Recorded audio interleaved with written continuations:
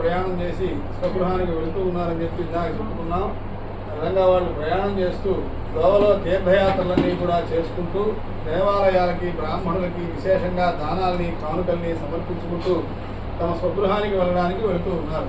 ఈ విధంగా వాళ్ళు కొంతకాలం ప్రయాణం చేసి ఒక రోజున కాలకృత్యాలు నెరవేర్చుకుందామని చెప్పి ఉదయాన్నే ఓడను ఒడ్డుకు పట్టించి కాలకృత్యాలన్నీ పూర్తి చేసుకొని తిరిగి ప్రయాణం అవడానికి అని చెప్పి ఓడ దగ్గరికి వెళ్తూ ఉన్నారు. ఆ సమయంలో సత్యనారాయణ స్వామి వారికి ఒక చిన్న కోరిక కలిగింది.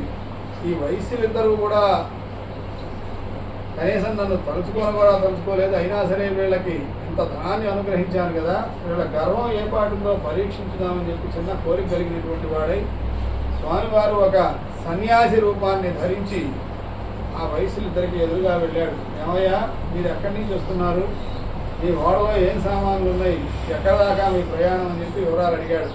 అంతటా వయసులిద్దరూ ధనగర్వంతో ఉండి వీడెవడో దొంగ సన్యాసి వేషం వేసుకొచ్చాడు, మన ధనాన్ని మన సొమ్ముల్ని అన్నింటినీ కూడా అపహరించడానికి చూస్తున్నాడు అని చెప్పి భావించి, మా ఓడలో ఏముంటే నీకెందుకయ్యా, మేమేదో ఆయుర్వేద వైద్యులం, అడవుల వెంట మూలికల్ని ఎదుర్కొంటూ తిరిగేవాళ్ళం, మా ఓడలో ఆకులు అలమలు మూలికలు తప్పితే ఇంకేం లేవు అని చెప్పి నిర్లక్ష్యంగా సమాధానం చెప్పి ఓడ దగ్గరికి వెళ్ళిపోయారు ప్రయాణం అవడానికి. అంతటా స్వామివారు కూడా అట్లే అగుగాక అని చెప్పి చిరునవ్వు నవ్వి దూరంగా ఉన్నటువంటి ఒక చెట్టు కింద కూర్చొని ధ్యానం చేసుకుంటున్నాడు. ఈ మామూలిద్దరూ కూడా ఓడలోకి ఎక్కి ఓడలో ధనవంతా మాయమైపోయి ఆకులు అలవలు మూలికలు ఉన్న సంచులు ఉండడాన్ని చూసి, ఇందాక మనం ఆ సన్యాసికి ఏ సమాధానం అయితే చెప్పామో అదే విధంగా జరిగింది, ఆయన ఎవరో సామాన్యుడు కాదు కాబట్టి ఆయన్ని వేడుకుంటే తప్పితే మన ధనం మనకు లభించదు కదా అని చెప్పి ఇద్దరు అనుకున్నటువంటి వాళ్ళే ఆయన ఎక్కడ ఉన్నాడా అని చెప్పి చుట్టూ చూశారు. దూరంగా ఒక చెట్టు కింద కూర్చొని ధ్యానం చేసుకుంటూ కనిపించాడు స్వామివారు. వెంటనే మామారులిద్దరూ కూడా పరుగున వెళ్ళి ఆయన పాదాల మీద పడి, స్వామి, మీ మహిమ తెలియక మీతో పరాచికాలాడాం, మమ్మల్ని క్షమించండి, మా ధనం యథాప్రకారం ఉండే విధంగా అనుగ్రహించండి అని చెప్పి వేడుకున్నారు. అంతటా ఆ స్వామివారు ఆ వయసునితో పోయి, నీవు సత్యదేవుని వ్రతం చేస్తాను అని చెప్పి నీ కుమార్తె పుట్టిన దగ్గర నుంచి ఇప్పటి వరకు కూడా చేయలేదు, అందుకే నీకు వరుసగా ఈ కష్టాలు సంభవిస్తున్నాయి అని చెప్పి పలికారు. వెంటనే ఆ వయస్సుని అజ్ఞానం తొలగిపోయింది. తన ఎదురుగా సన్యాసి రూపంలో ఉన్నది సాక్షాత్తు ఆ సత్యనారాయణ స్వామి అని చెప్పి గ్రహించి, స్వామి, బ్రహ్మాది దేవతలు కూడా నేను కనుక్కోలేరు, మానవ మాత్రుని నేనంతటివాడిని, కాబట్టి నన్ను క్షమించండి, నా తప్పులు మన్నించి నన్ను అనుగ్రహించినట్లయితే తప్పకుండా మీ సేవ చేసుకుంటాను అని చెప్పి పలికాడు. అతడి భక్తికి మెచ్చినటువంటి ఆ స్వామివారు అతడి ధనం యథాప్రకారం ఉండే విధంగా అనుగ్రహించి పంపించాడు. అంతటా మామారుడిద్దరూ కూడా స్వామివారి పాదాల మీద పడి శతకోటి నమస్కారాలన్నీ కూడా చేసుకొని స్వామి కీర్తనల్ని పాడుకుంటూ స్వామివారు ఇచ్చిన ధనాన్ని స్వీకరించి తమ స్వగృహానికి వెళ్ళడానికి బయలుదేరారు ఈసారి ఓడలో. ఆ విధంగా కొంతకాలం ప్రయాణం చేసి అల్లుడితో మామగారు పలికాడు, అల్లుడా, కనిపించేదే మన రత్నపురము అని చెప్పి పడవను ఒడ్డుకు పట్టించి సామాన్లన్నీ కూడా కిందకి దించుకుంటూ ఒక దూతను పిలిచి, నీవు ఇంటికి వెళ్ళి నా భార్యను కుమార్తెను తక్షణమే వెంట పెట్టుకుని తీసుకురా అని చెప్పి పంపించాడు. అలా వెళ్ళినటువంటి దూత ఇంటికి వెళ్ళి ఆ లీలావతికి, ఆ వయసుని భార్య అయినటువంటి లీలావతికి ఆ వయసులిద్దరూ వచ్చిన సంగతి చెప్పగా ఆమె సంతోషంతో ఎగిరి గంతేసినటువంటిదై ఇంట్లో సత్యనారాయణ వ్రతాన్ని ఆచరిస్తూ ఉన్న తన కుమార్తె దగ్గరకు వెళ్ళి, అమ్మాయి, స్వామివారి అనుగ్రహం మనకు పరిపూర్ణంగా లభించింది, ఇన్నాళ్ళు ఏమైపోయారా అనుకున్నటువంటి మీ నాన్న మీ ఆయన ఇద్దరు కూడా ఇప్పుడు వచ్చేసారట, సముద్రం దగ్గర సామాన్లు దించుతున్నారట, నేను వెళ్తున్నాను, నువ్వు కూడా పూజను త్వరగా పూర్తి చేసిరా అని చెప్పి కుమార్తెను తొందర పెట్టి వెళ్ళింది. ఆ అమ్మాయి కూడా పూజ అయితే చక్కగా చేసింది, కానీ పెళ్ళైన దగ్గర నుంచి ఇప్పటి వరకు కూడా ఇంతకాలం భర్త ఎడబాటు వల్ల భర్తని చూడాలి అనేటువంటి కాంక్షలో ప్రసాదం తీసుకోకుండా పూజాస్థలం దగ్గర నుంచి లేచి పరిగెత్తుకుంటూ ఓడ దగ్గరకు వచ్చింది. ఆ అమ్మాయి ప్రసాదం తీసుకోకపోవడం వల్ల స్వామి ఆగ్రహించి ఆ అమ్మాయి భర్తతో సహా ఓడను నీటిలో ముంచివేశాడు. అది చూసి అందరూ కూడా దుఃఖించారు. ఆ అమ్మాయి కూడా ఇక నేను బ్రతికి మాత్రం ఏం ప్రయోజనం, స్వామి అనుగ్రహం నాకు లభించలేదు కదా అని చెప్పి అనుకొని భర్త యొక్క పాదరక్షలు అంటే చెప్పుల్ని తీసుకొని సహగమనం చేద్దాము అని చెప్పి సముద్రంలో దూకడానికి ప్రయత్నం చేసింది. ఆ వైశ్యుడు అమ్మాయిని వారించి, ఇదంతా కూడా నేను నా కుమార్తె పుట్టిన దగ్గర నుంచి ఇప్పటి వరకు వ్రతం చేయకపోవడం వల్ల వరుసగా సంభవిస్తున్న కష్టాలే అని నాకు అర్థమైంది. స్వామివారు కనుక ఈ ఆపద నుంచి నన్ను గట్టెక్కిస్తే నేను ఈ క్షణం నుంచే స్వామివారి సేవ చేసుకుంటాను అని చెప్పి అక్కడ ఉన్నటువంటి అందరి ముందు కూడా గట్టిగా ప్రతిజ్ఞ చేశాడు. అతడి ప్రతిజ్ఞకు మెచ్చినటువంటి స్వామివారు ఆకాశవాణి ద్వారా పలికాడు, పోయి వైశ్యుడా, నీ కుమార్తె ఇప్పుడు ఇంటి దగ్గర సత్యనారాయణ చేసి వచ్చిందయ్యా. ఆ అమ్మాయి పూజ అయితే చక్కగా చేసింది, కానీ భర్తని చూడాలి అనేటువంటి తొందరలో ప్రసాదం తీసుకోకుండా పూజ దగ్గర నుంచి లేచింది. అందువల్ల ఈ కష్టాలు జరిగింది, ఈ నష్టం వచ్చింది నీకు. ఇప్పుడు ఆ అమ్మాయి ఇంటికి వెళ్ళి ప్రసాదం తీసుకొని వస్తే అన్నీ శుభాలే జరుగుతాయి అని చెప్పి పలికారు. ఆకాశం నుంచి వెలువడిన మాటలు విని ఆ అమ్మాయి పరుగున ఇంటికి వెళ్ళి స్వామిని క్షమాపణలు వేడుకొని ప్రసాదాన్ని భుజించి అంతకంటే వేగంగా తిరిగి సముద్ర తీరం దగ్గరకు వచ్చింది. ఆ అమ్మాయి వచ్చేసరికి ఆ అమ్మాయి భర్త నీటిపై తేలుతూ కనిపించాడు. అందరూ కూడా సంతోషించారు. తండ్రి, ఇంకా ఆలస్యం ఎందుకు, ఇంటికి వెళదాం, రావాల్సింది అని చెప్పి కుమార్తె తొందర పెట్టింది. ఆ వైశ్యుడు కాదమ్మా అని వారించి మరి వ్రతానికి కావాల్సిన సామాగ్రి మొత్తాన్ని కూడా తెప్పించి ఆ ఓడ దగ్గరే తమ దంపతులు, కుమార్తె, అల్లుడు నలుగురు కూడా కూర్చొని చక్కగా వ్రతాన్ని ఆచరించి పెదప సుఖంగా ఇల్లు చేరాడు. అది మొదలు ఆ వైశ్యుడు తాను బ్రతికి ఉన్నంత కాలము కూడా ప్రతి నెల యందు నెలకి 2 మార్లు చొప్పున, అంటే రవి సంక్రమణం నెలపొడుపు రోజున ఒకసారి, పౌర్ణమి తిథి నాడు ఒకసారి, ప్రతి 15 రోజులకి కూడా వ్రతాన్ని ఆచరిస్తూ బ్రతికి ఉన్నంత కాలము అష్టైశ్వర్య భోగభాగ్యాలతో పిల్లాపాపలతో తొలగినటువంటి వాడై చివరకు విష్ణు సాయుధ్యాన్ని, ఆ వైకుంఠ ప్రాప్తిని పొందాడు అని చెప్పి ఆ సాధువు అనేటువంటి వైశ్యుని యొక్క వృత్తాంతం సూత పౌరాణికుడు సమకాలి మహర్షులకి ఈ విధంగా తెలియజేశాడు. ఇది శ్రీ స్కాంద పురాణే రేవాఖండే శ్రీరమాసహిత సత్యనారాయణ స్వామృత కథా చతుర్థోధ్యాయ సమాప్తః.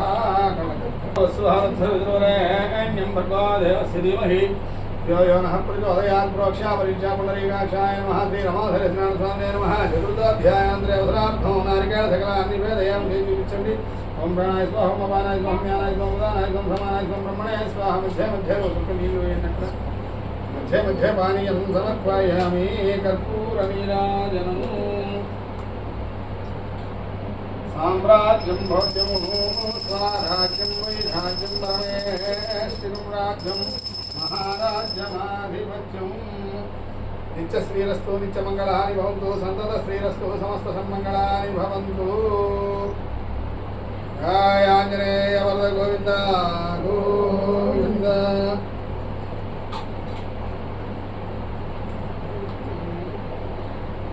శ్రీ రమాసహిత సత్యనారాయణ స్వామి వ్రత కథ 5వ అధ్యాయం, ఆఖరి అధ్యాయం. 3, 4 అధ్యాయాల్లో ఆ సాధువు అనే వైశ్యుని యొక్క వృత్తాంతం అంతా కూడా గురువు గారు శిష్యులందరికీ కూడా చెప్పినటువంటి వాడై, అప్పుడు ఆ శిష్యులు మరలా అడిగారు, గురువు గారు, స్వామివారి వ్రత మహాత్యం వినే కొలది ఇంకా వినాలి అనేటువంటి కుతూహలం మా అందరికీ కూడా ఎక్కువగా ఉంది. ఇంకా ఎవరైనా సరే ఈ వ్రతాన్ని ఆచరించిన వాళ్ళు ఉంటే వాళ్ళ కథల్ని కూడా చెప్పండి, శ్రద్ధగా వింటాము అని చెప్పి వేడుకున్నారు. అప్పుడు ఆ గురువు గారు చెప్పడం మొదలుపెట్టాడు, నాయనలారా, పూర్వం తుంగధ్వజుడు అనేటువంటి రాజు తన రాజ్యంలో ప్రజలందరినీ కూడా కన్నబిడ్డల్లా చూసుకుంటూ రాజ్యపాలన సాగించేవాడు. ఒక రోజున ఆ రాజు నిండు సభలో కొలువు తీరి ఉండగా ఆ రాజ్యంలోని ఒక గ్రామ ప్రజలు రాజుగారి దగ్గరకు వచ్చి, రాజా, మా గ్రామం పక్కనే ఉన్నటువంటి దట్టమైన అడవిలో నుంచి క్రూర మృగాలు మా గ్రామం మీదకి దాడి చేసి మా పాడి పంటల్ని అందరినీ కూడా నాశనం చేస్తున్నాయి, కాబట్టి వాటి బారి నుంచి మమ్మల్ని రక్షించండి అని చెప్పి వేడుకున్నారు. వెంటనే ఆ రాజుగారు తన చతురంగ బలాల్ని వెంట పెట్టుకొని ఆ గ్రామస్తులు సూచించిన అడవిలోకి క్రూర మృగాల్ని వేటాడటానికని చెప్పి వెళ్ళాడు. ఆ వెళ్ళినటువంటి రాజు మధ్యాహ్న కాలం వరకు కూడా చాలా వరకు క్రూర మృగాల్ని వేటాడి నాశనం చేశాడు. తన వెంట వచ్చిన బలగాల నుంచి దోవ తప్పినటువంటి వాడై ఎటు పోవాలో దారి తెలియక చీకటి పడితే వెనక్కి వెళ్ళడం కూడా కష్టం ఉంటుంది, కనుక్కోలేని దోవ. కాబట్టి ముందుగా నేను రాజ్యానికి వెళ్ళిపోతే వెనకాల భటులందరూ వాళ్ళు వస్తారులే చెప్పి నిశ్చయించుకొని బాగా అలసటగా ఉన్నటువంటి వాడై కాసేపు విశ్రాంతి తీసుకుని వెళదాం, ఏదైనా చెట్టు కింద అని చెప్పి చుట్టూ చూశాడు. ఆ దగ్గరలో ఒక పెద్ద రావి చెట్టు కింద సత్యనారాయణ వ్రతాన్ని ఆచరిస్తూ కొంతమంది యాదవులు కనిపించారు. ఆ గొల్లలు కదా ఈ వ్రతం చేస్తున్నది అని చెప్పి నీచంగా భావించి ఆ రాజు అక్కడ ఉన్న స్వామికి నమస్కారం చేయకుండా పక్కనే ఉన్నటువంటి ఇంకో పెద్ద వృక్షం కింద కూర్చొని విశ్రాంతి తీసుకుంటున్నాడు. ఆ యాదవులంతా వ్రతాన్ని పూర్తి చేసి ప్రసాదాన్ని తీసుకుని వచ్చి రాజుగారి ముందు ఉంచారు. తాము పూజాస్థలం దగ్గరకు వెళ్ళి ప్రసాదాన్ని భుజించి ఇళ్లకు వెళ్ళిపోయారు. యాదవులు ఇచ్చారని చెప్పి నీచంగా భావించినటువంటి ఆ రాజు ప్రసాదాన్ని మొట్టలేదు సరికదా, అక్కడ ఉన్న స్వామికి కనీసం నమస్కారం కూడా చేయకుండా అక్కడి నుంచి తన రాజ్యానికి వెళ్ళిపోయాడు. అందువల్ల స్వామివారికి ఆ రాజుపై ఆగ్రహం కలిగింది.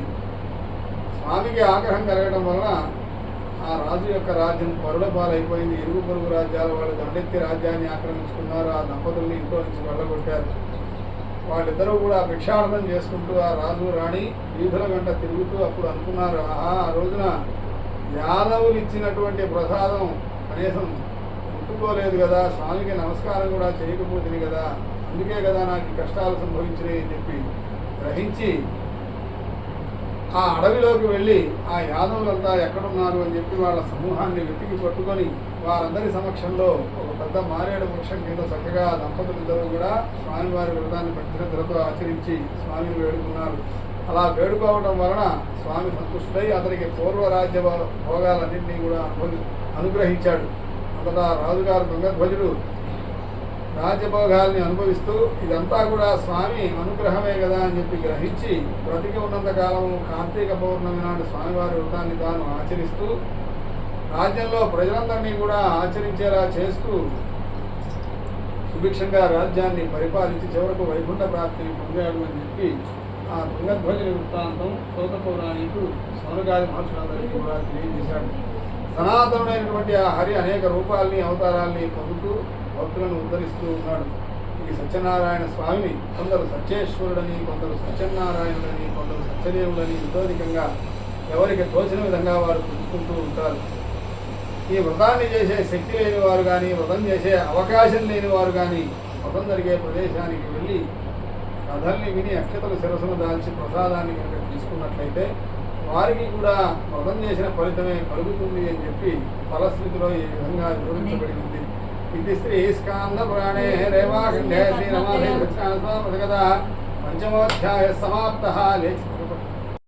ఇంక ఇప్పుడైతే పూజ అయితే అయిపోయిందండి. అందరైతే కొబ్బరికాయలు కొడుతున్నారు, చూస్తున్నారు కదా. ఫస్ట్ మా పెద్దత్త, ఇంకా అలా తర్వాత మా చిన్నత్త, ఇంకా అలా అందరూ కొబ్బరికాయలు కొడుతున్నారు అనమాట. అదిగో మా పెద్దత్త వాళ్ళ అమ్మాయి, తను వాళ్ళ అబ్బాయి, అంటే ఫస్ట్ అబ్బాయి తర్వాత అమ్మాయి. మా చిన్నత్త వాళ్ళ పిల్లలు వీళ్ళిద్దరు, వీళ్ళు కూడా అంతే, ఫస్ట్ అబ్బాయి తర్వాత అమ్మాయి. అందరూ కొబ్బరికాయలు కొట్టి దండం పెట్టుకుని అక్షింతలు అయితే వేస్తున్నారనమాట.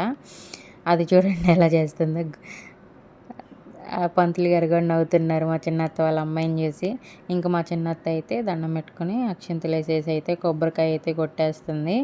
ఇంకా అలా కొబ్బరికాయ అలా అందరితో వచ్చిన వాళ్ళందరితో కొబ్బరికాయలు అయితే కొట్టించారనమాట. ఇంకా మా అత్త అయితే కొబ్బరికాయ కొడుతుంది, ఇప్పుడు చూసేయండి. ఇంకా కొబ్బరికాయలు కొడతాం అయితే అయిపోయిందనమాట మా చిన్నత్త. ఇప్పుడైతే ఇంకా మా అమ్మమ్మ, మా నాయనమ్మ అందరూ అయితే కొబ్బరికాయలు కొడుతున్నారు చూడండి.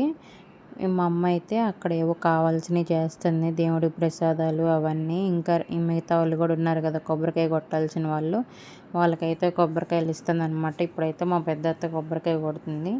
మా ఫ్యామిలీ అందరినీ చూస్తున్నారు కదా ఈ వీడియోలో. అయితే మా ఫ్యామిలీ అంతా ఉంది. మా అన్న ఒక్కడే మిస్ అయిపోయాడు, వాడికి బాగాలేదని చెప్పి రాలేదు. మా అన్నని తప్ప అందరూ ఉన్నారు. ఇక మా అన్ననే మిస్ అయ్యాం అందరం. అక్కడైతే మా పెద్దమ్మమ్మ అనమాట, మా అమ్మమ్మ వాళ్ళ అక్కయి, పక్కనుంది మా అమ్మమ్మ. వాళ్ళిద్దరు అక్క చెల్లెళ్ళు సొంత, చూడండి సేమ్ ఒకేలాగా ఉన్నారు కదా. మా అమ్మమ్మ వాళ్ళు అయితే 5 అక్క చెల్లెళ్ళు అనమాట. ఇప్పుడు వస్తుంది ఎవరా అనుకుంటున్నారు, మా నాయనమ్మ అండి. మా నాయనమ్మ అంటే నాకు చాలా ఇష్టం అని మీ అందరికీ తెలుసు కదా. చాలా అంటే చాలా ఇష్టం. మా నాయనమ్మ తర్వాతే నాకు ఎవరైనా. మా నాయనమ్మ అయితే ఇంక ఇప్పుడు దండం పెట్టుకొని కొబ్బరికాయ అయితే కొడుతుంది అనమాట. అదేమో చిన్న కొబ్బరికాయలు అయ్యేసరికి పగలట్లేదు, అందుకని నవ్వుతున్నారు అందరూ, పగలట్లేదు అని చెప్పి. ఇంక మా నాయనమ్మ అయితే కొబ్బరికాయ కొట్టేస్తుంది. ఇంకా మొత్తానికి అయితే మా నాయనమ్మ కొబ్బరికాయ అయితే కొట్టేసి దండం పెట్టుకుంటుంది. ఇంకా తర్వాత అయితే మా అమ్మమ్మ ఇంకా వాళ్ళందరూ ఉన్నారు, వాళ్ళు కూడా కొట్టి దండం పెట్టేసుకుంటారు. మా అమ్మమ్మ వస్తుంది చూడండి, వచ్చి దండం పెట్టుకుని అయితే వెళ్ళిపోతుంది, కొబ్బరికాయ కొట్టమంటే కొట్టకుండా. తర్వాత అయితే వెళ్ళిపోయింది. మా అమ్మ మళ్ళీ పిలుస్తుంది అనమాట, కొబ్బరికాయ కొడదురా అని. ఇంకా మా అత్తని పంపించింది. మా అత్త కొబ్బరికాయ కొట్టిన తర్వాత అప్పుడు మళ్ళీ పిలిస్తే అప్పుడు మళ్ళీ వచ్చి కొబ్బరికాయ కొట్టింది చూడండి. మా అత్త అయితే కొబ్బరికాయ కొట్టింది. ఈమె ఎవరా, మా అత్త అంటే ఎవరా అనుకుంటున్నారా, మా నాన్న వాళ్ళ అక్క అండి. ఇంకా కొబ్బరికాయ అయితే కొట్టేసింది చూడండి. ఇంక ఇప్పుడు మా అమ్మమ్మని మళ్ళీ పిలిస్తే మా అమ్మమ్మ అయితే వస్తుందనమాట. కొబ్బరికాయ కొట్టమని గోల్ చేస్తే ఇంక కొబ్బరికాయ కొడుతుంది. అక్కడి నుంచి నేను చూడండి ఎలా చూస్తున్నాను. మా అమ్మమ్మ ఒక్కసారి కొట్టంగానే కొబ్బరికాయ పగిలిపోయిందనమాట. చూడండి అంటే ఎంత స్ట్రాంగ్గా కొట్టిందా అని చెప్పి నవ్వుతున్నాను నేను అక్కడి నుంచి. చూస్తూ ఉండండి. మా అమ్మ ఏదో అంటే మా అమ్మని ఎక్కిరిస్తున్నాను నేను. ఇంకా మా అమ్మ అయితే కొబ్బరికాయ కొట్టేసింది, అంతా అయిపోయింది. ఇంకా అక్కడ ప్రసాదానికి అన్నీ రెడీ చేస్తున్నారనమాట. ఇప్పుడైతే హారతి ఇచ్చేస్తారు. ఇంకా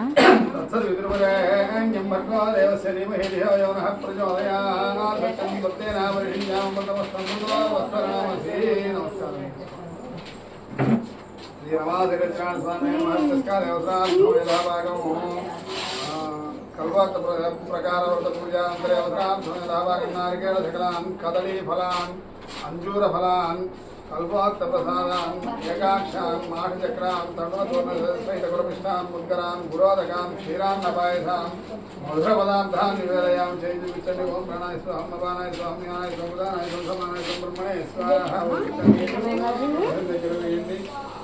మధ్య పానీయం సమర్పయామి అమృతా పితానమసుతరా భోజనాస్తవృక్షాయ అంబాదవృక్షాయాం శుద్ధ ఆచమయం సమర్పయామి కర్పూరనీరాజనం. ఓం హిరణ్యభాత్రం మధో పూర్ణం దధాతి మధవ్యో స్వానితి ఏకదాం బ్రాహ్మణముపహరతి ఏకదైవమానాయుస్తేజో దధాతి. నిత్య శ్రీరస్తు నిత్యమంగళాని భవంతు సంతత శ్రీరస్తు సమస్త సన్మంగళాని భవంతు సత్యాః ఏతాః ఆశిషః సంతు. జై శ్రీమద్రమారమణ గోవింద గోవింద. రాజాయ ప్రసయ్యసాహినే నమో వయం వైదే శ్రవణాయ బ్రహ్మహే సమే కామాన్ కామకామాయ వహ్యం కామేశ్వరో వై శ్రవణం ధాతు కుబేరాయ వై శ్రవణాయ మహారాజాయ నమః. ఓం తద్బ్రహ్మ ఓం తద్వాయు ఓం తదాత్మా ఓం తత్సత్యం ఓం తత్సర్వం ఓం తత్పురో నమః. అంతశ్చరతి భూతేషు గుహాయాం విశ్వమూర్తిషు త్వం యజ్ఞత్వం సత్కారస్త్వం ఇంద్రత్వం రుద్రత్వం విష్ణుత్వం బ్రహ్మత్వం ప్రజాపతిః త్వం తదా జ్యోతిరసోమృతం బ్రహ్మతోద్భవస్య పరం అభైదం విష్ణవే చిరం నిర్భవతి. యజ్ఞో వై విష్ణుః యజ్ఞ ఏవాంతతః ప్రతిష్ఠతి సహస్రజహోతి విష్ణవే స్వాహా యజ్ఞాయ స్వాహా ప్రతిష్ఠాయై స్వాహయేతి. నారాయణాయ విద్మహే వాసుదేవాయ ధీమహి తన్నో విష్ణుం ప్రచోదయాత్. మహాదేవ్యై చ విద్మహే విష్ణుపత్న్యై చ ధీమహి తన్నో లక్ష్మీం ప్రచోదయాత్. తత్పురుషాయ విద్మహే మహాదేవాయ ధీమహి తన్నో రుద్రః ప్రచోదయాత్. కాత్యాయనాయ విద్మహే కన్యాకుమారి ధీమహి తన్నో రుద్రః ప్రచోదయాత్. వేదాత్మనాయ విద్మహే हिरण्यगर्भाय धीमहि तन्नो ब्रह्म प्रचोदयात्. वाग्देव्यै च विद्महे सर्वसिद्ध्यै च धीमहि तन्नो वाणी प्रचोदयात्. ईशानः सर्वविद्यानाम् ईश्वरः सर्वभूतानां ब्रह्माधिपतिर्ब्रह्मणोऽधिपतिर्ब्रह्मा शिवो मेऽस्तु सदा शिवों. श्रीरमाशिरज्ञानस्वामिने नमः. पादारविन्दयोः वेदोक्तदिव्यसुवर्णमन्त्रपुष्पं समर्पयामि. మూడు ప్రదక్షిణాలు చేయండి. జ్ఞానికాంచ పాపాన్ని జన్మాంతరకృతాన్ని జాతాన్ని దాని పునశ్చంతే ప్రదక్షిణం పదే పదే పాపోహం పాప కర్మాహం పాపాత్మా పాప సంభవా త్రాహిమాన్ కృపయా దేవ. శరణాగతోత్సరన్యథా శరణం నాస్తి త్వమేవ శరణం మమ తస్మాత్ కారుణ్యభావేన. కళ్ళకద్దుకుని అక్కడేసి రక్ష రక్షో జనార్దన. ప్రదక్షిణ నమస్కారాన్ని సమర్పయాన్ని. కూర్చోండి అమ్మా. ప్రసాదాలు తీసేసి అక్కడి నుంచి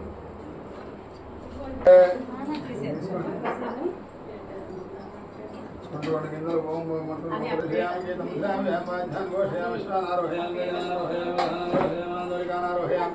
భక్తోపచార భక్తోపచార రాజోపచార సమస్తోపచార పూజాం సమర్పయాం.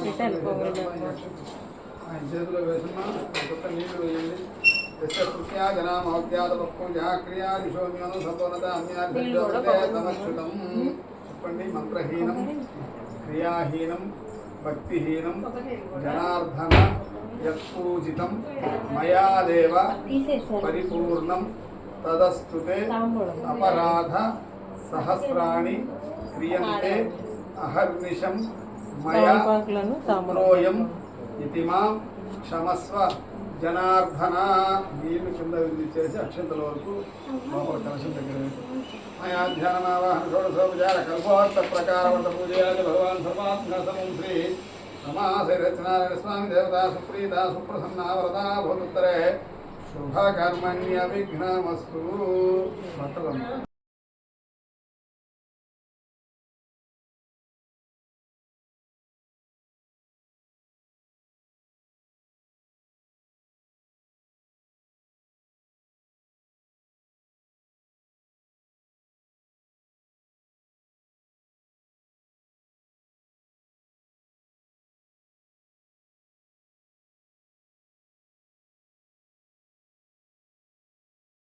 మొత్తం అయితే చూసారు కదండి. నచ్చితే లైక్ చేయండి, షేర్ చేయండి, సబ్స్క్రైబ్ చేసుకోండి. రిమైనింగ్ వీడియో నెక్స్ట్ వీడియోలో అప్లోడ్ చేస్తాను. బాయ్.